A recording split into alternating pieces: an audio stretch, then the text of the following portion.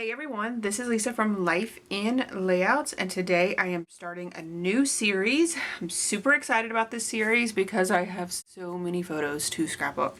If you did happen to watch my weekend crop video, you will know that I organized tons of photos. Here are the photos that I have organized and are ready to print. I'm super excited about this. I took over 400 photos for this event. This was Eli's 11th birthday, and if you have read Harry Potter or watched the movies, you will know that when Harry turned 11, that is when the story began. So I wanted Eli to experience everything he could about the Wizarding World of Harry Potter at Universal Studios in Orlando. We spent the entire day in both parks. We did not visit anything outside of the Wizarding World of Harry Potter when we went there, and we got there when the park opened and we left pretty close to closing. So it was a full day. These are the layouts that I plan to scrapbook. You can see that I have tons of layouts planned out. I'm super excited about this because I've been able to plan out my layouts to include double pages as well as single pages. You can see that column here kind of in the center. I have enough single page layouts planned. They will sit next to each other in the album so that I will have a double page spread. And I won't just have one random single page kind of sticking out at the end. So you can see here that there's a single page layout of Eli when he is paying with his Gringotts money. We got his money transferred over to Gringotts money. That's a single page layout. And then there's also a single page layout of him drinking the butter beer. So they kind of go together, but they're not really the exact same layout. And they will look nicely together in the layout because he's paying for it on one side, and then the next side he's actually drinking the butter beer that he had just paid for. This spreadsheet is available. I have it, and I will link it below for you guys. I have a template that you can copy and then put it into your own either Google Sheet, which is what I use, or Excel, however you choose to use it, and then you can make it your own. But what's nice about it as well is that it will tell me how many photos I need, what collection I'm using, which all of these obviously are the same. I'm going to be using the Witches and Wizards collection from Echo Park. I'm going to have both 1 and 2. But then I also have all of my sketches planned out in here as well. So it is super exciting that I can just now sit down and create.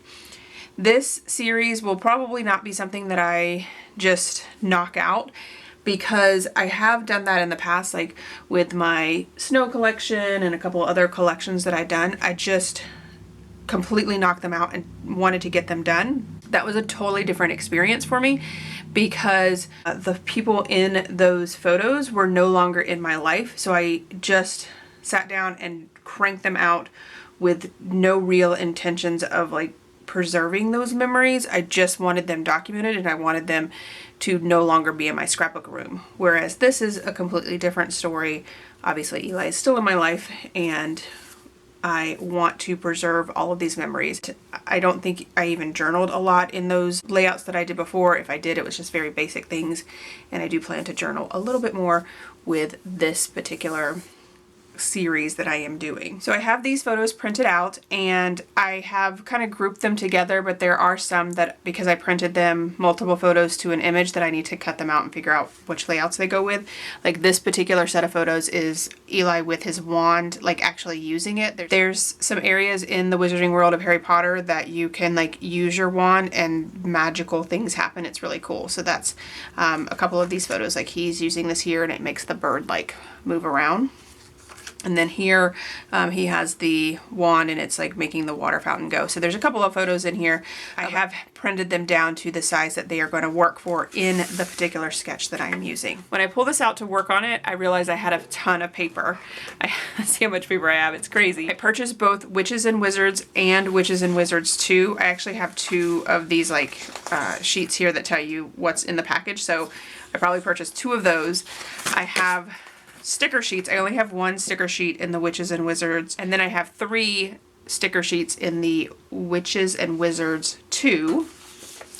And I did separate all of my cards out so that I could have those. Super excited about that. The other pieces that I have, I realized that I don't have a whole lot of embellishment pieces. So let's take a look at those real quick. Oh, also I do have the 6x6 paper pad in the Witches and Wizards too. So I have 5 ephemera packages and I have both collections. So I have the frames and tags and the ephemera pieces in the Witches and Wizards collection. So lots of things that I can use in both of those. And then I have 2 sets of the ephemera in the Witches and Wizards 1 and lots of items that I can use in both of those. So I have the frames and tags and the ephemera pieces in both of those. But that's all that I have is just the ephemera pieces, the 6x6 paper pad, and the sticker sheets. So it might be a little hard to figure out. I'm gonna have to definitely be using a lot of paper pieces, maybe pulling out some of my dies to work with the piece paper that I have since I have such a large amount of paper.